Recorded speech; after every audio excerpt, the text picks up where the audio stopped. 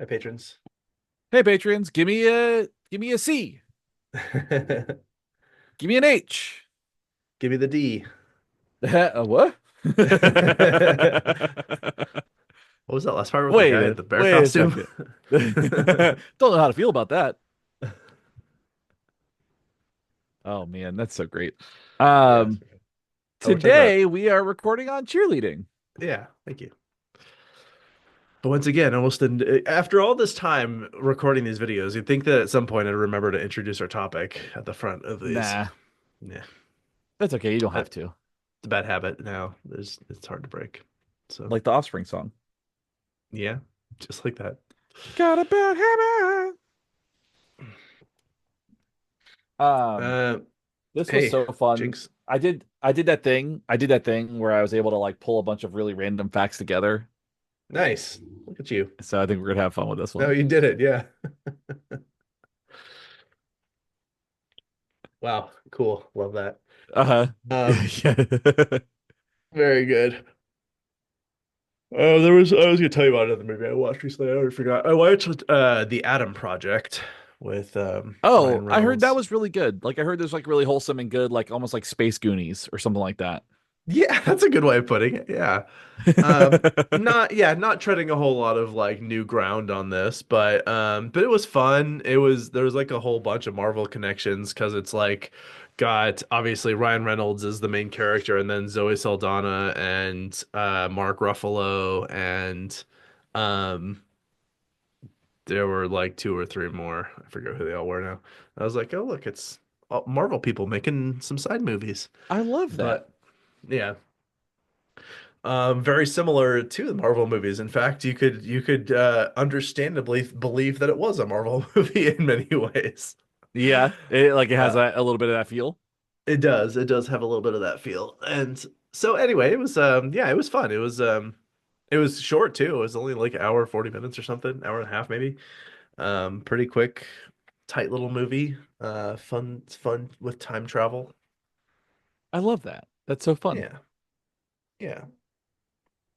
So it was enjoyable. I'll probably recommend that one for another one. Um, Yeah, I was cranking out a bunch of like action movies I've been wanting to watch lately. So, Okay, I like that. I like that. Yeah, I am right now trying to finish up Agatha All Along. And there's a new season of Great British Bake Off, and there's a new oh season of yeah. Hell's Kitchen. So I like all those. And then I haven't really sat and watched. I still haven't finished Furiosa. Um, I started it and then I was too high to watch it, so I did not. And so I think I'm gonna watch that on a different day, but I had to start it over though. Nice. Yeah, that's fair. That's Yeah. fair. I do want to watch Agatha all along. I started watching the Penguin TV show on I HBO. I hear that's great. I've been hearing really good things. And so far, like episode one's been fine. The problem is like they're doing this thing now where TV shows are like the length of movies, like entire Right. movies. And so I'm like three-quarters of the way through this. I'm like, I could have watched like a whole season of something by now. Um, Right. I get yeah, you gotta pause. Like you have to like take a minute because it is a lot. Like it's a lot to yeah. watch.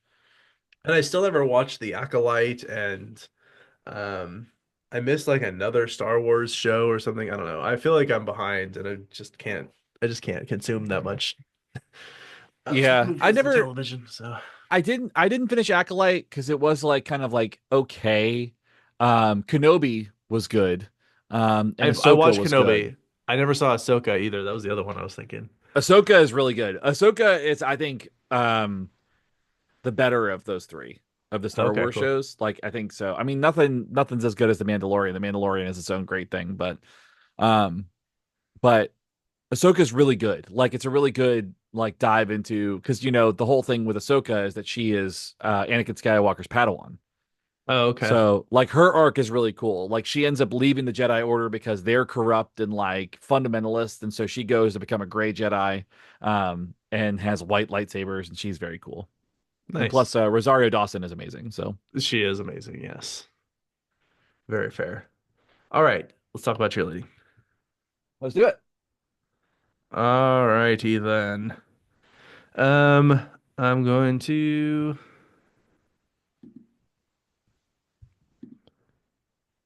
double check that my audio looks like regular audio and not crazy person audio. Does look a Not little bit like ridiculous crazy audio. person. Yeah. Does look a little bit crazy. There we go. That's better. Okay, cool.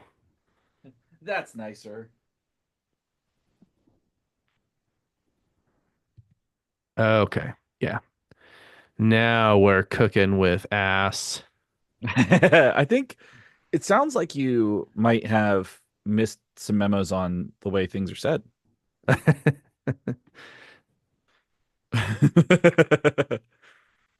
Fair.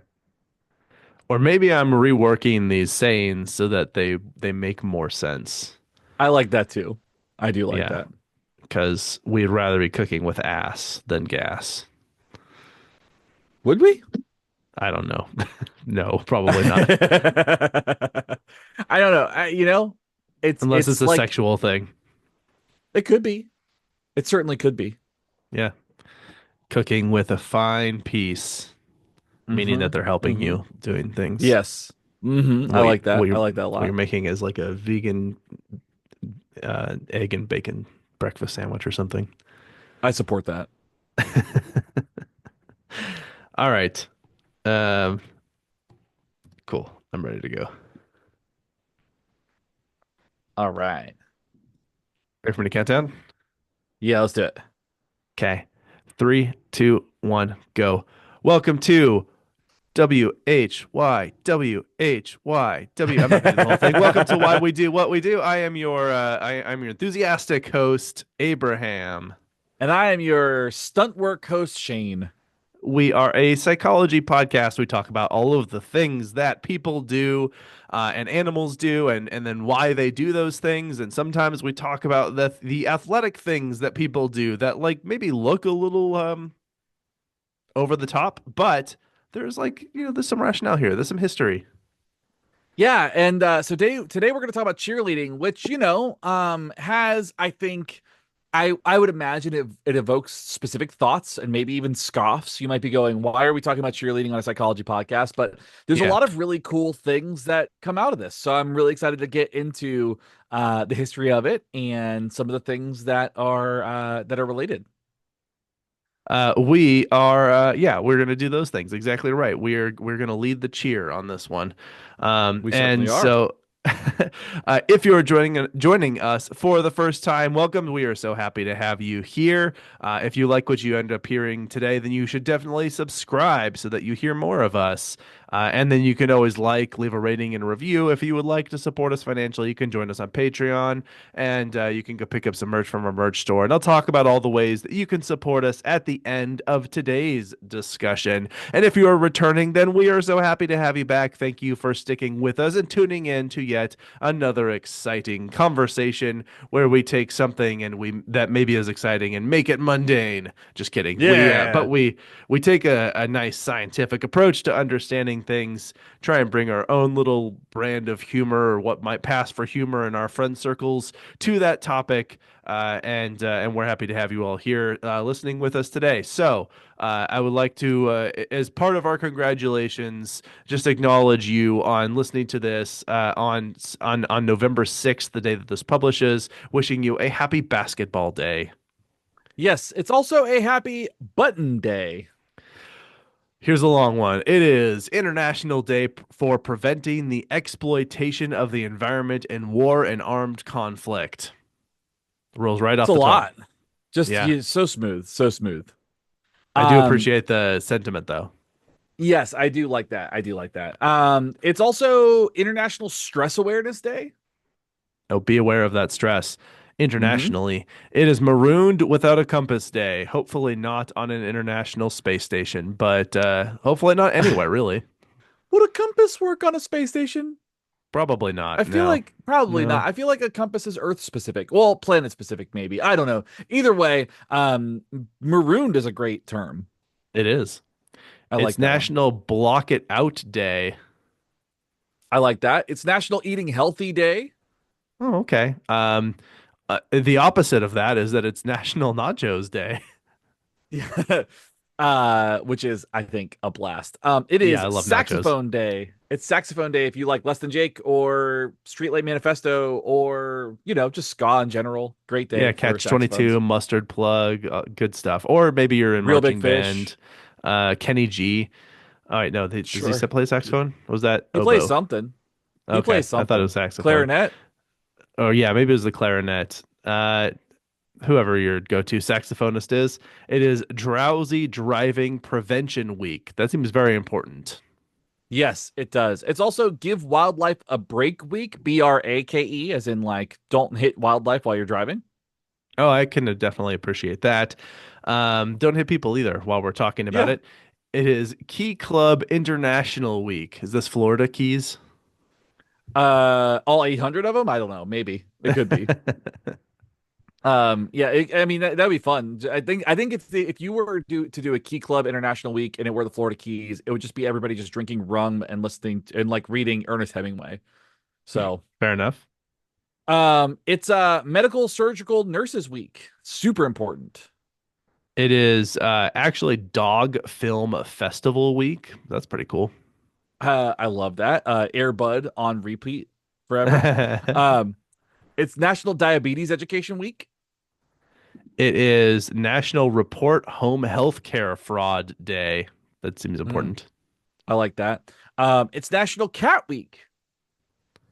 It is National Advent Calendar Day. That's a That's thing. fun. Starting now. Okay. It's National Pet Cancer Awareness Week or month. Very I'm sorry. important National Pet month. Cancer Awareness Month. Okay. That is important. But it is also Marzipan Week, if that's the thing. You like almond flavored goo. Anytime I hear marzipan, I think of Homestar Runner. Ah, me too, actually. Marzipan. Uh, hey, Strong Bad. Hey, Batman. It's National Hospice and Palliative Care Month. Ooh, very important. And then one of our favorites is it is once again World Vegan Month. Give me a V. Give me an E. Which makes a lot of sense for November for a variety of reasons. So anyway, Yes. as we mentioned, we are talking about cheerleading. Did we mention that? I think you did. I think we did. I think we did Okay. talk about that at the top of the show. Well, we're talking about cheerleading. I'm telling you now, if we didn't tell you before, I think we did, but it is not a topic that we have covered yet, and it is, in fact, a thing that humans do. So, in this discussion, we're going to try and answer the question: what is the band Bad Brains, Princeton University, George W. Bush, and Hitmen all have in common? And by the way, the band's name was not all of those things. The band was Bad Brains, and then the rest of Yes. those things, Princeton University, George W. Bush, and Hitman, were all separate things, but they all have something in common. Apparently, it's related to cheerleading. Yeah, it's we're gonna go on a wild journey here. So like I think this is gonna be I think you're gonna have fun with this one. It's a little bit different than maybe what you think. So let's talk about what cheerleading actually is. So by definition, cheerleading is a sport involving the performance of organized cheering, chanting, and dancing in support of a sports team at games. That is one definition of this. So this is in fact a sport, and if you ever try and do it, it will rapidly become apparent why it is a sport because it Uh-huh. involves some pretty intensive training and exercise. It involves physical exertion and skill in which an individual or team competes against another or others, often for entertainment, although there are also competitive cheering events that happen where they get ranked and get some awards for getting first place and whatnot. Yes. So cheerleading often occurs as two separate activities or there's like two separate camps around this. There's usually cheering for a team at larger sporting events like the Dallas Cowboys cheerleaders, or you might have like specific football teams or basketball teams that have their own cheerleading teams, or you might have cheerleading competitions where cheer teams compete against one another independent of a team. They might represent a college or like a cheer organization, but they actually engage in competitive activities around cheering. Just for the sake of cheering. Um, Yeah. and and again, like this is pretty physically strenuous. You have to train, you have to be in shape, you have to practice, and so it does like really fall in line with Yeah. other types of sports in that way. And if you don't do those things, there's a pretty high risk of injury. So again, Yes. don't just think that you can walk into the sport. It requires some discipline and training. But Right. there are different types of cheerleading, as you mentioned. There's sort of the cheering for team, and then cheering for competitive cheering, and of course, people who are cheering might do both of those things. There's also recreational cheerleading, and this is really non-competitive cheering, and this is focused on learning basic skills and having fun. So this is just sort of it's like athletic training just to have that athletic training be cheering. And I've heard of people taking like dance classes where they're basically dancing for exercise. So, I mean, it's not unlike those in the sense that it is still exercise, but in this case, it is learning these complex sort of cheer things. But yeah, so this non-competitive version of cheering is cheerleading for losers and cowards. Yeah, they're not ready for the big leagues. Just kidding. This is also very difficult and Yeah, no, we're more totally power. joking. Yeah, Yeah. yeah. Joe, totally Yeah. joking. Please, yeah. You're not a We loser or a don't want coward. cheer. We don't want. Yeah, you're not a loser coward. We don't want the cheer industry coming after us because they are voracious. Also, We I am too much of a loser or coward to do recreational cheering. I would be very yeah. much afraid of injuring myself. 100%, absolutely. Yeah, this is not the sport for me. There's competitive cheerleading, which involves performances and timed routines where stunts and dance routines are scored, usually by some judges. And there are these major competitions, which we will talk about a little bit later. Yeah, almost like a mini gymnastics type of event, really. Yeah, Um, yeah. of course, as we mentioned, there's sideline cheerleading. This is the cheerleading. This is the cheerleading I think most people think of when they're thinking about cheerleading. These are the cheerleaders at sporting events that are there to help encourage the crowd, to try and support the local team, to make an enthusiastic show, a spectacle that is sort of part of the entertainment of a sporting event. Right, absolutely. And then there's all-star cheerleading, which means that teams come together from different walks of life. They come together, they compete at very high levels, and specifically compete at the Cheerleading Worlds competition, is what it's called. And always to the song All Star by Smash Mouth, which is why it's called All Always, Star. Yeah. which is impressive that we can do so many different routines to the same song. And you might be surprised to learn that cheerleading occurs across, like throughout levels of education, much like the sports do. So you actually do have cheerleading in grade schools, college, and then you'll have even cheerleading at professional sporting events that are no longer college affiliated. So it spans the entire gamut from just like, again, it is a sport. So it spans the gamut from like kids' sports in school all the way to professional events. Right, absolutely. Now, in order to, I think, get an idea of where all of this comes from, we're gonna dive into a brief history of cheerleading, and that brief history goes all the way back to 6th century BC. Now, prior Whoa. to I know, just a brief history. That's not very, very far. So prior to a formal development of cheerleading, sporting events and competitions would see large groups of people celebrating their heroes or their teams by chanting, screaming, applauding, so on and so forth. I mean, there has been lots of opportunities over many centuries and millennia where large groups of people have gotten together for entertainment purposes. I mean, a really great examples are events that took place in the Colosseum, where there'd be lots of people that would be cheering, but like it would be more violent than maybe like a cheerleading event. But you have people together cheering, applauding, and celebrating the people that they're observing for entertainment. We one of our first, if not our very first mini episode was on clapping as the Yeah, form of applause. So if you haven't already heard that, then go back and check out that mini because we covered some of the history there as well. yeah, But super the interesting. first, yeah, it was really. I had a lot of fun with that particular discussion. The first known record of applause at an event goes back as far as you mentioned the that 6th century BC with the Cleisthenes, a lawmaker in Athens who required audiences to clap in approval of their leader instead of meeting individually to show approval. So essentially, sort of gaining audience participation in a somewhat coordinated effort to, I guess, try and as it mentions to show approval to celebrate, if you will, in sort of a big public display. And the term applause comes from medieval Latin applaudere, which means to clap hands in approbation, to approve by clapping hands, and to strike upon beat. And if you've actually, I don't know if you've heard the term plaudits, but plaudits is another name for basically applause or celebrating approval in some way. Yeah, and this was put in place for like just a practicality sake. Like there were just too many people to have one-on-one meetings, so they had to have a good general assembly way to show that that this person, whoever it was, or this law was approved or whatever it might be. So They it's just probably really ate that up too. oh yeah, it's like absolutely like it's like oh Like, for ooh, I like me, that. Yeah, I like that more a of lot. that, That's why we still please. do it, right? So crowd cheers were also something that would regularly occur, but organized crowd cheering wasn't officially recorded. This is wild to me that this is like not something that has like any sort of record up until the 1860s in the US. Yeah. Now, Wow. I will say I tried to fact check this because I was like, maybe that's just an American thing. Like the Americans going, we did it first.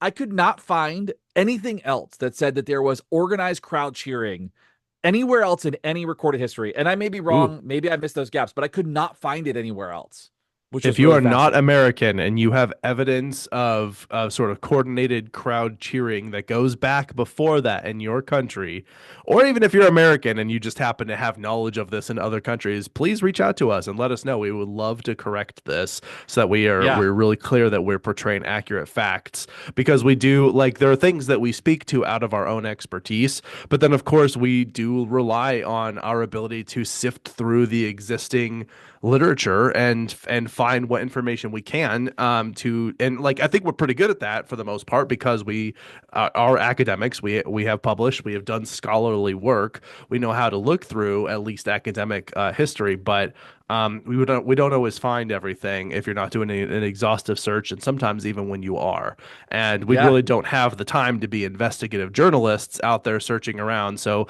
we do our best. Anyway, all that's to say, if you have more information about this, we would love to hear from you. But as punishment to Shane for not having more information, I'm saying we have to play ads. Nice. Nice. That was good. Take that. Got me. Kidding. Just kidding. Just kidding. Just kidding. All right. Well, no cheers for ads, as they say. But we are uh oh, actually, hold on. I need to really quickly. My mom is staying with us and she's leaving right now, so I'm gonna go say goodbye really quick. Okay, yeah. Yeah, no worries. Um,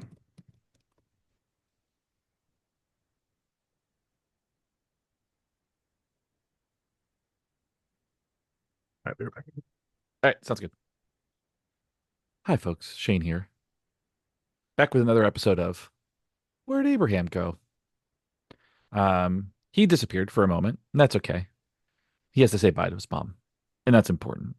Today is my father's birthday, and I'm going to go say hello to him at some point in time, and then I'm going to say goodbye to him as well. I think saying goodbye is important. And maybe one day we'll do an episode on saying goodbye and what that means and why we say goodbye versus adios or arrivederci, or bonjour or whatever it is that you might say. Whatever you prefer, really. How y'all doing? Good? Nice to see you. Your faces are beautiful. Your voices are sultry. And I appreciate that you're here dealing with us, listening to us talk about cheerleading. I've really got nothing else to say. I hope your spooky season is good because we're recording this on the 27th, which is just before spooky season really gets underway. I mean, well, I guess we're in the midst of it, so I guess, maybe I'm wrong. It's not, it's very well in the way. I hope that you all have the best spooky season, that you get all the candy that you want, that you don't get that bullshit peanut candy that everybody, the soft peanut marshmallow things that people like, those foam candies. I don't even know where you get those. Where do you buy those? Maybe we'll do an episode on that. Where the fuck do you buy these candies? Where did those little strawberries come from? The strawberry candies come from? Like, is that something that comes with age? Like, once you hit a certain age, you get access to a special part of the store. I couldn't tell you. But I will say that Werther's Originals, Chef's Kiss, maybe one of the best candies that exists. But I'm also and have also been an old man for many, many, many years. So hopefully you've read some good books lately. I have. I read Post Office by Charles Bukowski. He is a gross old man, and I like reading about it. I read Pleasure Activism by, I believe it's Ariana Marie Brown.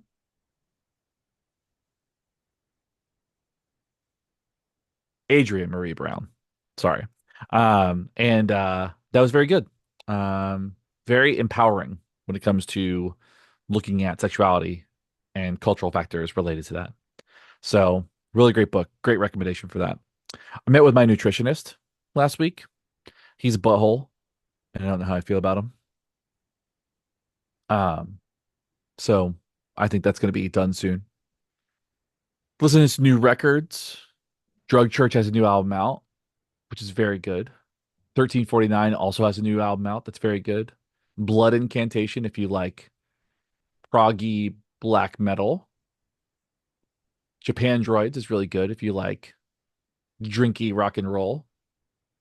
The Dopamines put out a really good pop punk record. And I say pop punk like early pop punk, like Green Day pop punk, Ramones pop punk, not necessarily like Newfound Glory pop punk. Very different. But the Dopamines put out a record. It's called 8020. It's very good. Right now, Fest is going on in Gainesville. So there's a lot of people in what I describe as the punk rock mecca, where everybody comes together and they sing all the songs. Bouncing Souls played last night.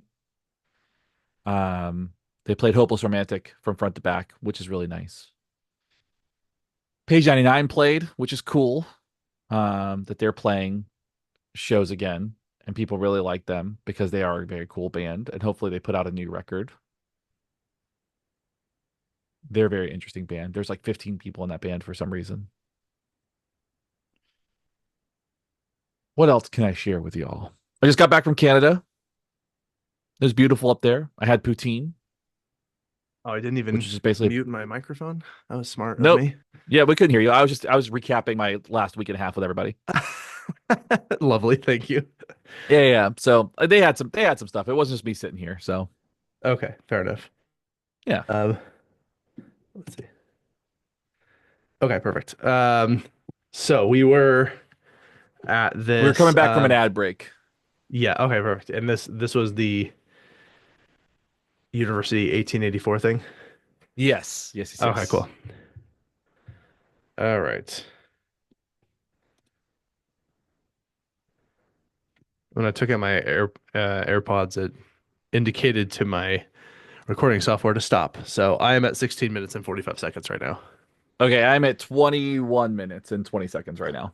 Oh, no, that was like 5 minutes me being on. Sorry. Yeah, that's Um, fine. okay. Um, Beep. So, as we mentioned, the first sort of evidence that we could find was the 1860s in which this took place, and crowd cheers were something that would regularly occur, but these organized cheers seem to be, at least based on the available evidence that we've dug up, officially recorded for the first time in the 1860s, and shouted from a crowd at Princeton in the United States, at Princeton University in the United States in 1884. Yeah, so the first official kind of I don't want to say official. The first recorded like the crowd cheers were happening. They were maybe chanting people's names and stuff like that. But the first official cheer went something like this. Ray, Ray, Ray. Tiger, Tiger, Tiger. Sis, sis, sis. Boom, boom, boom. Ah, Princeton, Princeton, Princeton. Something like that. So that was so it's Ray, Tiger, sis, boom, ah, Princeton is what I the feel first like we need to do a organized mini. cheer was. I think we need to do a mini on why we love three-word chants or Yeah. three-syllable chants, maybe. Yeah, yeah, yeah. That would be interesting. We should probably also do an episode on Ivy League schools and why they're Ivy League schools. That actually does sound like a very interesting idea. Yeah. Anyway, okay, so that was the cheer. After noticing the organized cheering and chanting from the crowd, a Princeton University graduate named named Thomas Peebles, very Uh-huh. good, Yes. perfect, Uh-huh. took this idea and began developing what we now know as cheerleading. Yeah. So Peebles was an Irish American. His family had immigrated from Ireland when he was 13. He graduated from Princeton in 1882. He moved to Minneapolis, where he taught philosophy at the University of Minnesota for 5 years. During his time at the university, he also volunteered as a football coach, making him the first college football coach ever. Whoa. Okay. Uh And huh. football in the American term, which is a sport that we play with our hands. Right. The Um, real way. that's yeah. But as Nate Bargatze puts it, there's a little kicking. Um, for, for a sport called football. Yeah. Anyway, during this time, he also passed the bar exam and practiced as a lawyer. We're still talking about Peebles, by the way. Peebles. Uh, Yes. he managed a phone company, the Mississippi Valley Telephone Company, and two agriculture firms. He also founded a construction firm in which they focused on building homes, many of which are still standing today. And so, just really the innovator of his time. Although it sounds like there were maybe many of them. Who says you have to stick with one career? Start 11 businesses, do whatever. Like, have fun. Yeah. You only live once. Yeah, do whatever you YOLO. want. Follow the People's the People's method, where you just The do a people's. lot of things. Yeah, he started it, and then we got Elon Musk. Yeah. Anyway, boo, boo that man.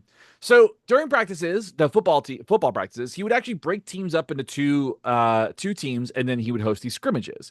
And when his team scored specifically, the team that he was coaching, so he would coach one team, he would have a really great player coach the other team, like the defense and all that. And so when his team would score, he would shout "Sis boom ma, Princeton." So basically, like he would cheer and have like a kind of a standard cheer for whenever he would score.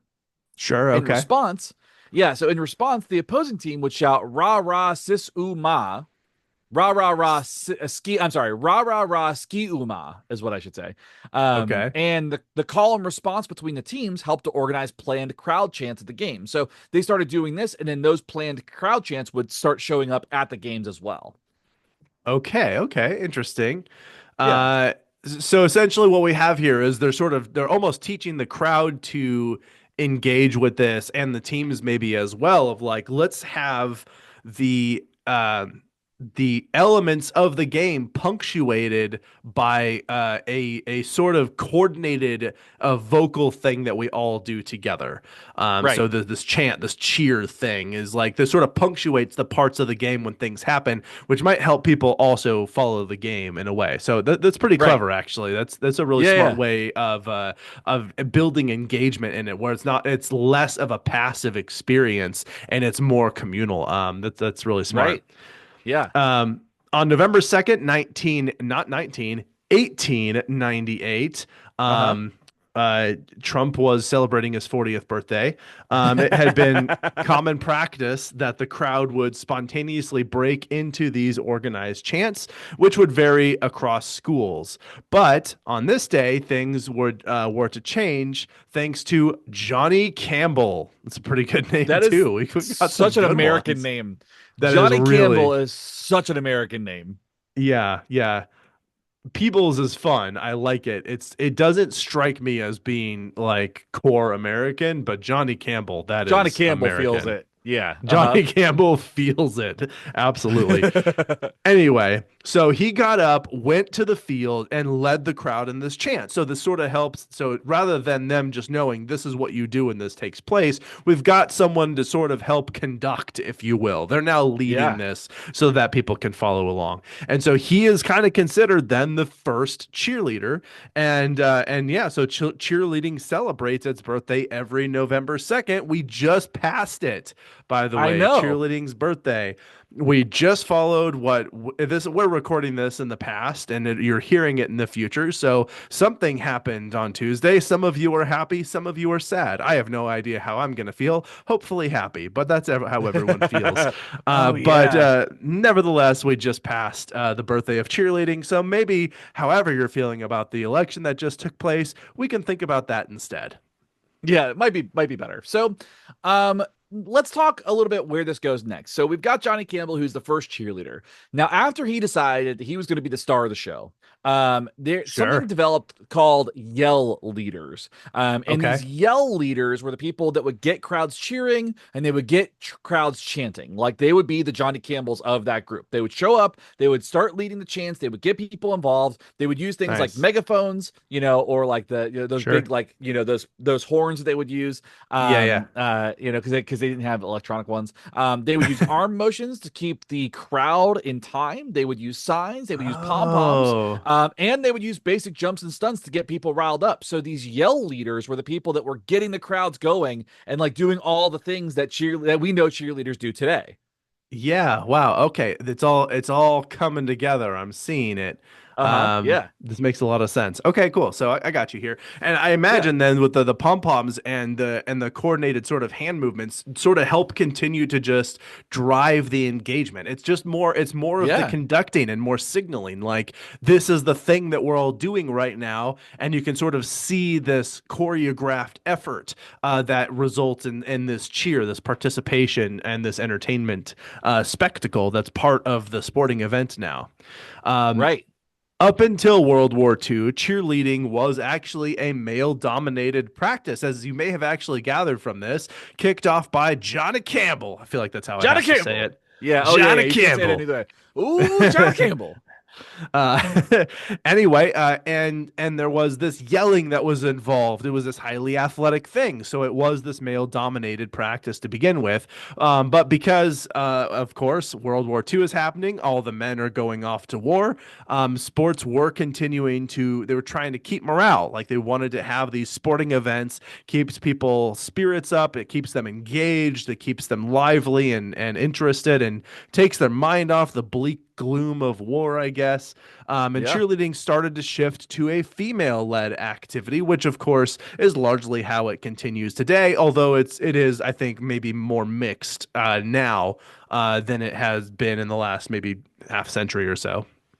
Yeah, so there was one stat that showed that cheerleading is roughly 85% female, so it is mixed, but not quite as as mixed as maybe you might see other fields. However, Yeah. I think what's really fascinating is that cheerleading, which is often I've heard described as like a female sport, like kind of like as a disparaging way, which it's not at all. No. Behavior analysis is roughly 91% female. So Huh. it's interesting that like a science field has a larger body of female practitioners than cheerleading does. Even though there's just like some kind of like connotations that come along with it, our own biases and like are in Sure. what's it called? The implicit bias related to like how we grew up with like sexism and all that stuff that makes us think a certain way about it. But yeah, 85% is roughly female in cheerleading right now. And again, I wouldn't do it because I'm just not very athletic. So it has nothing to do with me being a guy. It has everything to do with the fact that I cannot do a handstand. I'm just not strong enough to do that.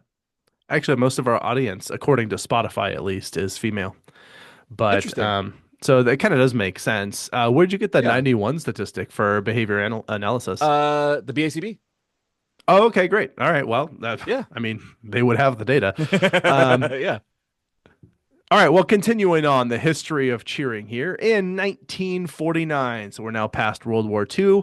Lawrence Herky Herkemeyer began hosting clinics teaching cheer practice and stunts. So there was this sort of ramping up still here.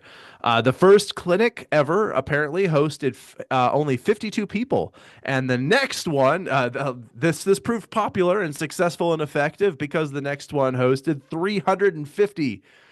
And Yes. Herky also went on to start the first cheerleading training organization, the National Cheerleaders Association, or NCA, which holds the cheerleading nationals we tend to see on television and about which I believe they will make movies. Yes, yes, yes, yes, yes, yes. That is true. Now, from here, cheerleading boomed in the early 1970s, the 1900s, 1970s. We saw Right. universities implement Title IX policies that prevented discrimination. We also saw the emergence of the U.S. All-Star Federation, or the USASF, that provided additional training, rules, and competition guidelines. So cheerleading is starting to kind of grow and actually become a really well organized activity. Amazing. Yeah. Since then, multiple organizations have emerged to bring cheerleading to a global level. US alone, there are approximately 3 million cheerleaders participating across various levels of the sport. So it's recruited quite a few people and really built a sort of talent and base around this with a pretty large group of people choosing to participate. And I gotta say, for someone who I have never been one to typically follow most team sports. I don't disparage Right. anyone who does. It was just not a thing that I really grew up with. It was just not a thing that struck me as being important, probably because it I didn't grow up with it. And so because cheerleading was so closely tied to those, it was also fairly peripheral to me. But 3 million is a Right. lot of people. It's a lot of And people. it's hard to ignore, I think, when you've got that much going on in support of that. So anyway, that's just kind of cool. I'm glad to be made more aware of it now than I was when I was younger. And I think I may be incorrectly associated with cheerleading with team sports. But what's kind of cool and interesting about cheerleading is it's not really a team sport. I mean, it is in the sense that you're working with your team, but it's not in the sense that like it's not these events where the whole thing is us versus them. Like part of the sport of cheerleading is largely around the athleticism of it. It's just how Right. good can we get at what we do by showing like how impressively athletic we can be. Much like watching gymnastics. Like there are gymnastics teams, but it's largely about watching the pinnacle of sort of human achievement in these athletic events. So I feel like I see Right. some parallels here. Yeah, it's really cool. I mean, and cheerleading is definitely more than just going, give me an A, give me a D, give me an S. What does that spell? Ads, ads, ads. Very nice. Thanks. Beautiful segue. Thanks. Beep. Okay, so that more or less brings us up to today. There's a lot of people participating in cheerleading. The history here, I think it all makes a lot of sense. But there's more to it than that. Like, why do we do cheerleading? Let's talk about that. Yeah, so based on what we're reading here, there appears to be kind of two primary goals of cheerleading: encouragement and competition. And I think it's probably good to unpack both of those a little bit. And I want to start with the idea of encouragement. And the question that I had as I was kind of putting this together was, does cheerleading that focuses on encouraging the team to win actually work? Does supporting the team and getting the crowd behind the team, does it actually do anything for the team other than just create a racket? Well, Hmm. there is actually some evidence that crowd engagement might actually make a slight difference in athletic performance. It might Huh. be like not like a huge performance, but like a slight little boost. So Yeah. Rovetta and Abate in 2021 compared performances between home and away games and saw that home games saw greater performances from the team members. Now, it's hypothesized that that the home team advantage, just the idea that you had a crowd that is on your side, might actually make the difference. So it might not necessarily be the cheering part of it. It might be the comfortability of home. It might be the fact that you are playing at like your locale and like your stadium. There might be some factors they want to investigate a little bit further. But the big thing that they noticed was that the crowds that were cheering for them tended to be cheering for them consistently at home, where they weren't seeing the same type of effect outside of their away games. So super interesting that like there might be a little bit of a performance boost for those home games. There certainly could be an element too of like where you practice is like where you're most likely to perform at your best, as Right, opposed to even stadiums that are pretty similar. They're not the one that you're like actually used to doing your practice in, and so there right. could be some relevance there. It'd be interesting to see if they specifically tried like with and without cheerleaders for home games and with and without cheerleaders for away games, and then you could actually directly compare those and get statistically validated determinations of whether or not there's sort of an effect. But nevertheless, like I can see what they're trying to go for here. And there is the effect. I think they talk about like the I forget what it's called. There's a name for it, and I think it's specifically in baseball, like the where the crowd is like one of the players. It's like the 13th player, or you know what I'm talking The about? 10th player. It's the The 10th 10th player. player. Thank you. Well, I 10th thought man or maybe it something was like for that. other sports. Yeah, something like that. And so I could certainly see where there is a different effect when you have an audience. And so when that audience is further being sort of worked up by cheerleaders, that could also, I could see that making it having an effect on the overall Yeah. competition. Anyway, we were talking about the encouragement and the competing part. So the competition thing. And this I think is an interesting conversation in its own right because this there is a lot of things that we do related to competition outside of just sporting and athletic events. There's obviously competition economically where we have businesses competing with one another. We have competition in games. We did an episode on board Right. games a long time ago. We're probably going to revisit in the not too distant future. And like there's lots of ways that competition exists in our world. So anyway, um, Franken and Brown, 1995, hypothesized that competition occurs for at least three reasons: the need to win, the opportunity to improve performance, and the motivation for greater performance. I feel like all of those things you could call one reason, but Yeah. those Yeah. are Yeah. pretty closely related. But those are their hypothesized reason for why people want to compete, which could be related then to why cheering has resulted in competitive cheering competitions. I call it competitive cheering competitions. I could just Yeah. call it Yeah. cheering competitions. That works too. That works too. So there are some models that discuss competition from an evolutionary perspective, while others view this from a social viewpoint. And there's not really a single answer. But trophies, attention, payment for winning, those are all pretty cool rewards. So those might Yeah. also contribute to why people like to do this. Plus, I guess it's kind of cool. And I don't know. I have this kind of motivation where like I like to see myself perform at a higher level. So like that's an individual motivation to see me do better, like learn a new thing, like learn a new trick, learn a new skill. And so there is that motivation too. But I think eventually we are just going to do a full episode on why we compete, because I think there are a lot of different ways to look at it and different models of competition and how that influences individuals and groups and kind of like how all that works together. So we'll have to get into meta contingencies at some point in time with that. And when we do that episode, you and I will be competing the whole episode just to Oh, I keep on can't theme. wait. Yeah, so every bullet point we rock paper scissors who gets to go. There you go. Um, Obviously, some people take competition very seriously, to the point where it Yes. actually can, I think, very easily cross into the realm of like danger and toxicity. In 1991, Shanna Holloway missed out on an opportunity to compete for 2 consecutive years, prompting her mother, Wanda Holloway, to hire a hitman.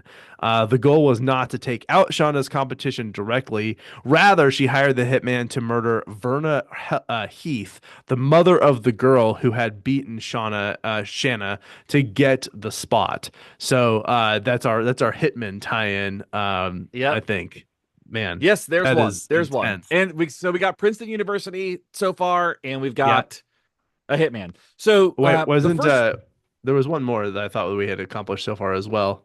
we have not gotten a George W. Bush or Bad Brains yet. Okay, okay. All right, never Yeah. mind. You're right. We're Just almost just there though. the hitman in Princeton. Okay, got you. Yeah, we're very close. We're very close. So, the first trial for Holloway was dismissed as a mistrial because one juror was on probation for a drug-related felony. They should not have been a Huh. juror, but they were a juror, and it got dismissed. The second trial, she was sentenced to 10 years in prison.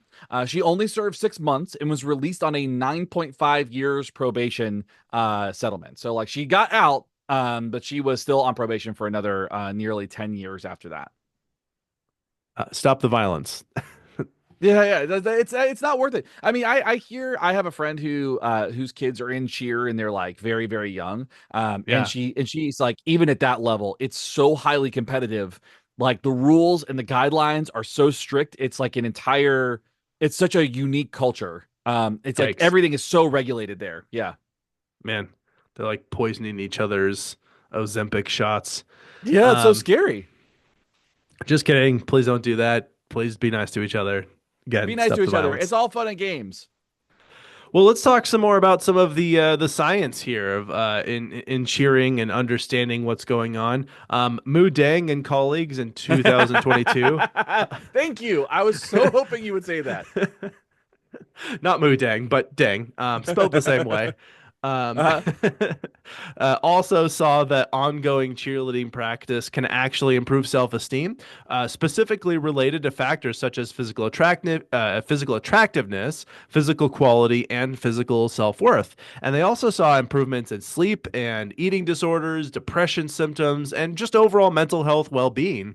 Of course, it is unclear if cheerleading was actually the important and active ingredient, or if there was like the fact that it was exercise, behavioral activation. Maybe that was a causal factor. Maybe it was both of those things. Maybe it was neither. Maybe it was something else. Who knows? Maybe it's that people who have the opportunity to participate in cheer have more resources at their disposal, so in general their lives are a little easier. That could be that too. Who knows? They were Right. unable to rule those things out. Nevertheless, they did see a correlation between cheering and these positive outcomes.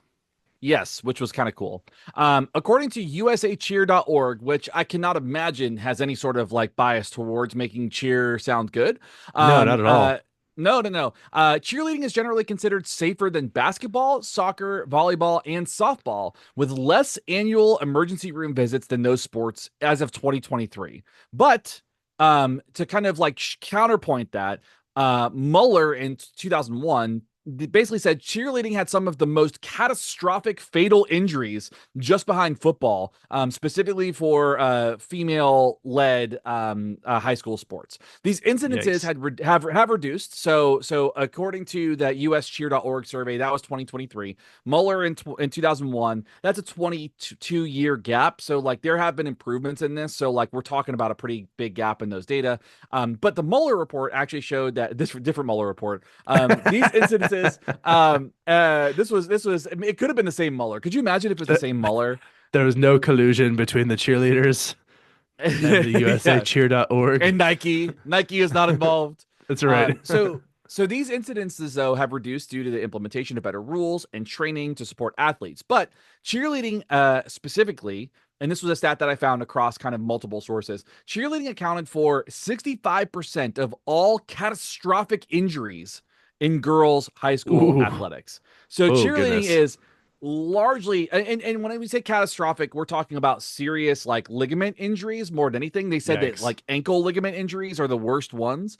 Yeah. But there's a pretty high level of concussions that happen inside of this too, and we'll talk about that in a little bit. And unfortunately some people die. Yeah. As I'm sure we'll get to, but yeah, that's definitely that's pretty intense. It's kind of funny. I was wondering why they didn't include rugby and hockey as part of like it's safer than those things. I'm like that's like damning with fake praise, you know, they're like safer than rugby. I'm Yeah. like, oh, the most dangerous thing that people Yeah. do, Everything sure. is safer than rugby. Yeah. Yeah. I'm like that's like saying it's safer than jumping off a building. I'm like, well, that's just bad idea. So, Right. Right. um, I'm glad it's safer than that, but that's not that's making it sound worse than it probably is. So Yeah. I, Yeah. I Yeah. For understand sure. why they chose the ones they chose. Anyway, Right. moving on. Zoo and colleagues 2022 found that competitive and all-star cheerleading has an injury rate of about 1 out of every 1,000 athletes. Of course, that is 0.01, if you want to call it that, Yeah. percent. Collegiate athletes are actually 3 times more likely to sustain a concussion and 5 times as likely to experience a catastrophic injury compared to other types of cheerleading. So I guess once you're getting up at those higher levels, I guess it could be the fact that like as you become an adult, you're just more susceptible to injury. So as you're getting older, but also you're moving into potentially more competitive spaces with higher stakes. So I think all of Yeah. those things could be true at the same time. More complex stunts. You might have Oh injuries as a yeah, result of right. fatigue. There's lots of things that can happen at that level. And as kind of as you get into higher levels of performance, you're more likely to see the possibility of injuries too, I think. So, Yeah. But yeah, I mean, I think that's a pretty staggering number though. When you talk about like when you get at the college level, 3 times more likely to sustain a concussion, and you might be going, how can you get concussed in cheerleading? Well, a lot of them happen in the pyramidal moves when they do stacking and they Mm, do the tossing and throwing. A lot of it's like poor catches or misses or inaccuracies with that, where somebody might hit heads with somebody else. They might drop on the floor, they might miss a move, and it's a lot of just kind of like issues of precision and accuracy more right. than it Yeah. is like the actual moves themselves. So Yeah, I mean, some of these moves, they're tossing people like 15, 20 feet in the air or probably yeah, higher in many of these instances. And if they don't catch them quite right, or if they don't catch them at all, I mean, like that is a serious fall. That is like falling from a two-story building. Like that's intense. And if you land on yeah, your head or your neck or your spine, like that could be the last time you ever do anything like that. So yeah, yeah, the risk of injury can be really substantial. And you know, it's and I don't want to take away from, you know, the fact that they practice some of these really impressive and cool coordinated moves, but I think there's a tendency to want to disrespect the cheerleading that I think appears disingenuously enthusiastic, that appears like almost comically colorful, over the right, top. There are many instances where it has been hypersexualized or fetishized, and I think that that has turned a lot of people off of cheerleading. But like the fact of the matter is, like this is a highly athletic endeavor that has a high risk and potential for danger when things go right, poorly. And as you said, those pyramidal structures, like you're stacking a lot of people on top of each other. If one of those people falls, there are like multiple people falling on multiple people. That is really yeah, dangerous. yeah. Um, and they're It's oftentimes falling on like hard ground. So yeah. like, yeah, there a lot of injury can happen in those type of events. Here's the thing. So like when I was in high school, like obviously I had that like stupid high school kid thing where I was like, "Oh, cheerleading is so like one of those people." Yeah, As you look at it now, like you go, this is an incredibly impressive feat.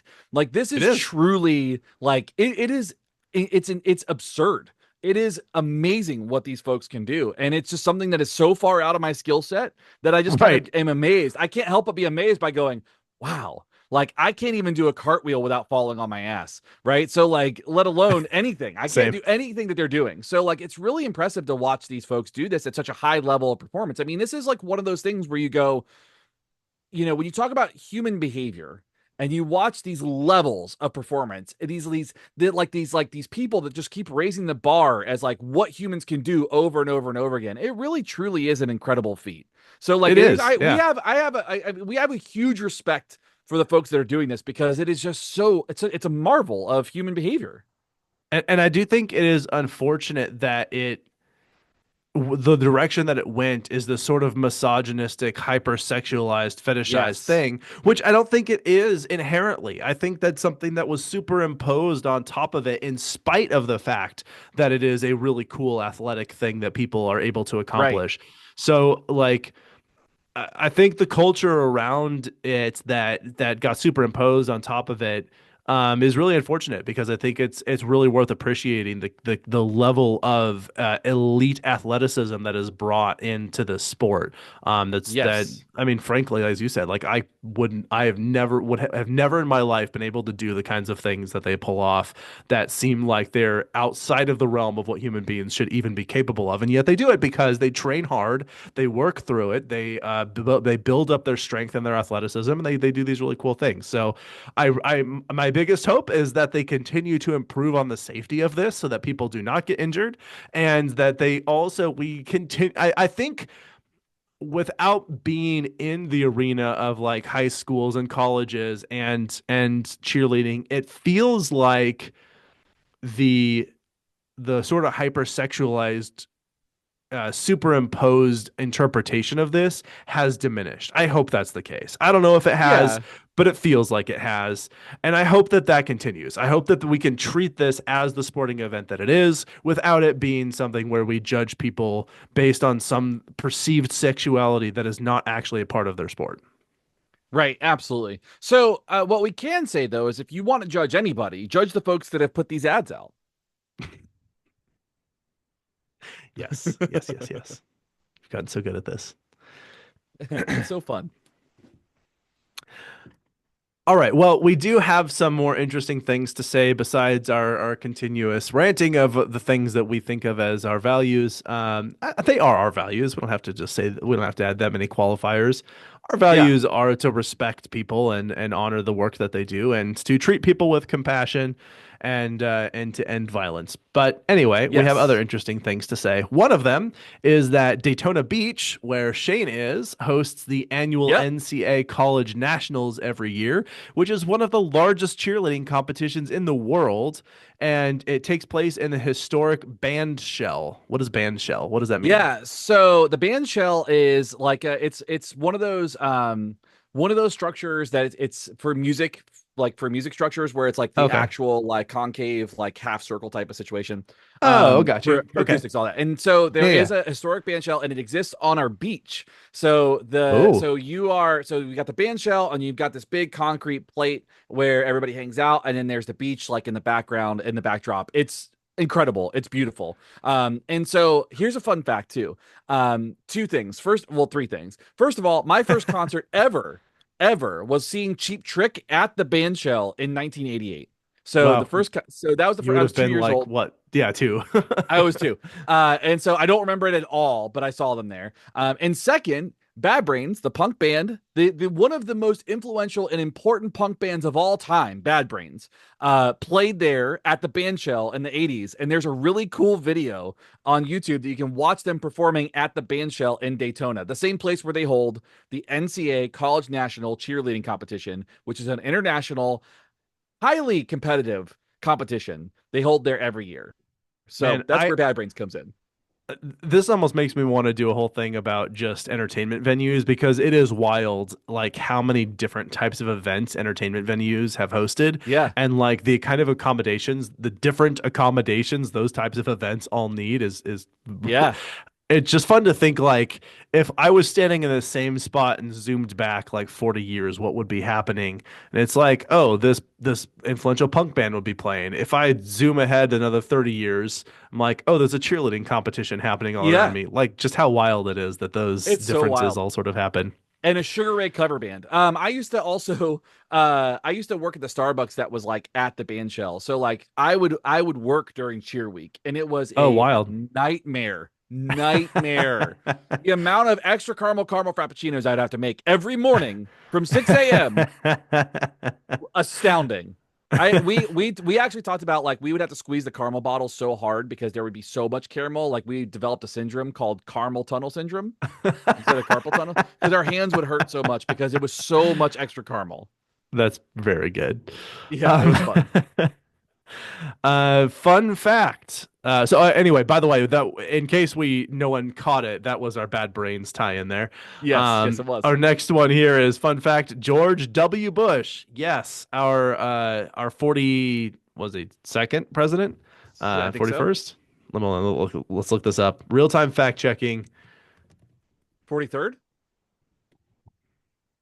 43rd president. Thank you. Yeah. So our 43rd president of the United States was a cheerleader at Yale during his time at university. Uh-huh. That actually makes me respect him a bit more than I did before.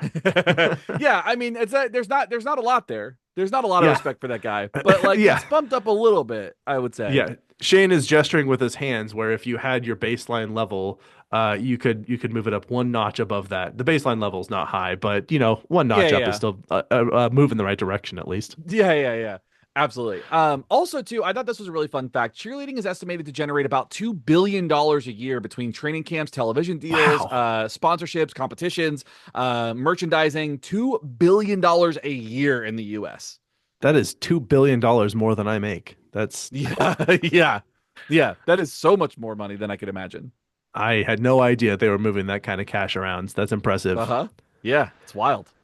All right, so cheerleading, that's what we have to say about that. It is an interesting sport that I think seems to have started as a coordinated way to bring in audience participation and invigorate your crowd and try and encourage your teams. And Yes. has continued to evolve from there into a pretty competitive athletic event. And good on those people who have taken on that challenge. And hopefully, please be safe. I really implore the organizers of these things to push the bar as far as improving safety in these spaces, because we really Yes. love watching humans achieve these incredible athletic feats, and we don't want to do that at the expense of people's well-being. Right. Exactly. So that's what we have to say about cheerleading. If you would like to tell us your opinions about cheerleading, you can email us directly. We really love hearing from people. You can reach us at info@wwdwwdpodcast.com or on the social media platforms. We are going to recommend some things to you that are unrelated to cheering, but they're things that we want to recommend anyway. But before I do that, let me continue on with these credits that I have already kind of started. If you would like to support what we do, in addition to emailing us, that's one way you can support us, I guess, is that you can join us on Patreon. When you do, you get access to behind the scenes content, bonus goodies, all kinds of stuff. And also, I'm going to say thank you to your face in front of everybody. And that includes thank you to these people: Mike M, Megan, Mike T, Justin, Kim, Joshua, Brad, Stephanie, Olivia, Brian, Ashley, Kiara, and Michelle. Thank you all for your continued support. We really appreciate you all over the place. Yes, we love you so much. Like so much.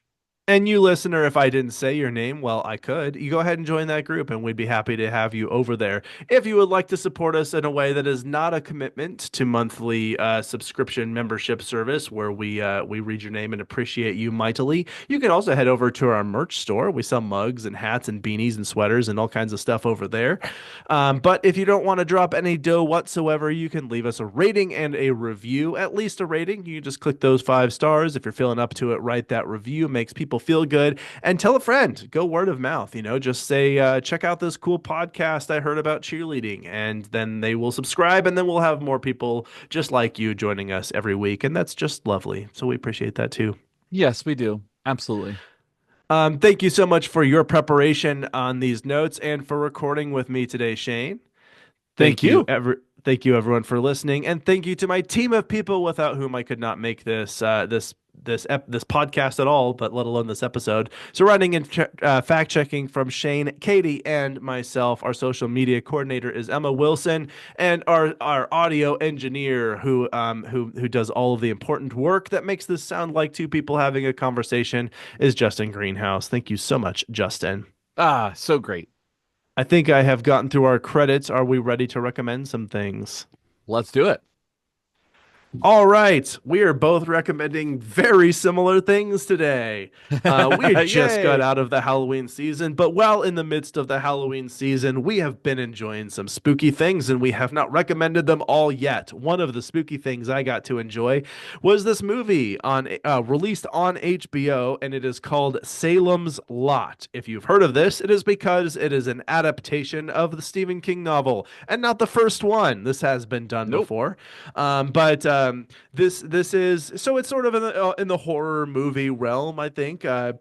Pretty clearly there, creepy, spooky type stuff. So it's not for necessarily like super young audiences, maybe, or people who find themselves very sensitive to horror type themes. This is not super gory on that end of things, but there is some of that. So if you are adverse to blood, just be warned that that is an aspect of this film. But I thought it was really good. I mean, I have not seen the previous Salem's Lot. I have not read the book, but to me, this worked as a movie. If you're not going into it thinking, I want a perfect adaptation of Stephen King's book, or I want a perfect modern recreation of that old movie, you might not enjoy this. I don't know, since I haven't seen them. But I found that it worked really well as a movie. I enjoyed it. So if you're looking for some spooky Stephen King related content out there, then you can go find Salem's Lot streaming on HBO. Like I said, I had a lot of fun with it. I thought it was good. So go check it out. Yeah, it's exciting stuff. I love it. I can't wait to watch it. I'm super looking forward to it. I'm recommending a movie called Trap, the 2024 movie by M. Night Shyamalan. Now, you might hear that name and go, nah. So I'm going to tell everybody right now. I think that this is a great outing by him. It did there. What's really Okay. nice about this is he's kind of subverted the expectations of what he does. Where everybody knows him for Good. like the twist ending, right? Like everybody's like, oh, the Yeah. twist ending and da da da da da. And he's got a couple of movies without doing that. This one is Yes. perfect because he gets it right out in the open, like right in the very beginning. He's like, yeah. Josh Hartnett's the killer. Like, and that's all made really clear in the trailers. Like, he's the butcher. Yeah. Yeah. And so The story goes, just so everybody is aware, Josh Hartnett is a serial killer, and he is bringing his daughter to this concert. It's very much so like a big pop star at an arena, and then he starts noticing that there's a lot of police around, like more so than there usually is at these types of things. And then he finds out that the entire concert is set up as a trap to catch him. Okay. And so the whole movie is operating with um the serial killer knowing that he is inside of a trap, figuring out how to get out of the trap. And it is so good. Josh Hartnett is incredible in this. Like he is like he has these like character switches that are like really menacing and really kind of unsettling. And some of the shots in it are really cool. And they do a really good job of the entire story. It's not gory at all because he's a serial killer. It's not gory. It's more of a psychological thriller. Okay. And the cast is great. So you got Josh Hartnett, you've got Ariel Donahue, which is who plays his daughter in it, who's really really great. Salika Night Shyamalan is M Night Shyamalan's daughter, who plays the pop star Lady Raven. You got Allison Pill, who is his wife, who is Rachel Abbott, who is Josh Hartnett's wife in it, and it just is a lot of fun. It's tense the entire time. It's Okay. great. All right. It looked good. The trailers made it look good. They probably should have issued some minor spoilers for some of the elements of that, but I think you obviously didn't give away very much. But yeah, I'm very intrigued. I think I'm gonna go watch this, and I have taken on quite a few of your recommendations lately. Listen, some of the bands you've recommended and whatnot. So Yeah, those are the things we're recommending today. I love Salem's it. Lot and Trap. I believe that these were both released on HBO, so I think you can find them both there. Yes. Yes. Or maybe it's just called Max now. Whatever. Anyway, I don't know what it is with people lately rebranding the names of things with worse names, but this is not Here the we first are. time that that's happened. Yeah, so that's a thing. But anyway, go check out Salem's Lot and Trap if you're wanting to be maybe a little bit scared, a little bit on the edge of your seat. And if not, then maybe check out something else. Maybe go do some cheerleading. Yeah. Um, I think that is all that we have to say. If you're a cheerleader, you should definitely reach out to us and share your stories. We'd be happy to share those. Otherwise, I think that is it. Is there anything that I forgot or you would like to add before we wrap up today, Shane? No, I think that covers it. Thanks Go all. team. Go team. Thanks all. This is Abraham. This is Shane. We're out. See ya. Beautiful. That went so well. Hey. Very well done, Thanks. Shane. Thank you. That was fun. That was a fun one to put together. Good. Yeah, I think that really came together nicely. Nice embedded of history and just sort of tied it all together with the sort of contemporary stuff and it's just a very, very well-rounded episode, it felt like. Yeah, that's what I was going for. So I'm glad that came across like that. Beautiful. Um, Oh wait, that's the public speaking folder. That's not the cheerleading folder. it's public peaking. Public peaking. I need more references in here. Didn't actually need a ton because I'm pretty familiar with all this stuff, but Dreamweaver. I believe you can get me through the night.